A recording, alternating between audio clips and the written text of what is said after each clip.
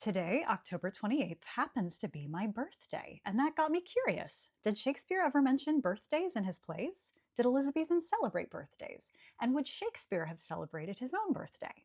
Well, I did a little digging, and this is what I found. The answer to the first question is yes, birthdays are mentioned in Shakespeare's plays. In Antony and Cleopatra, Cleopatra says, "It is my birthday. I had thought to have held it poor, but since my lord is Antony again, I will be Cleopatra." In other words, she's saying, I wasn't particularly looking forward to this birthday, as some of us can probably relate, but since she's back together with Antony, today's not so bad. In Julius Caesar, Cassius says, "This is my birthday," as this very day was Cassius born.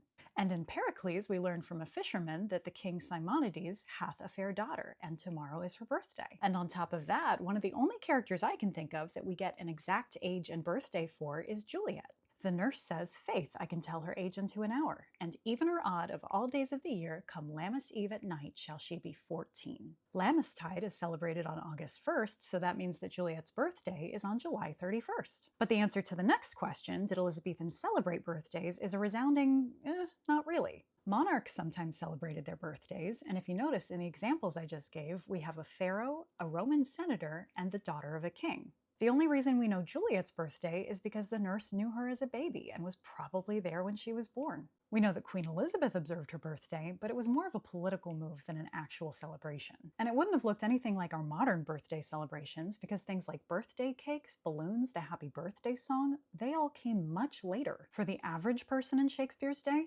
birthdays just weren't celebrated. They didn't even keep records of birthdays, only of baptism dates. So for example, with Shakespeare, we don't actually know when his birthday is.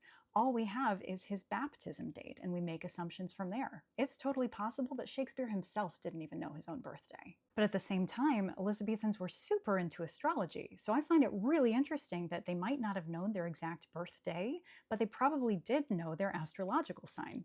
I learn as much from you all as you do from me, so if you have anything to add, let me know in the comments. I'm super curious, and thank you again for all your sweet well wishes and messages. I really appreciate it. They have made this day so special. Thank you.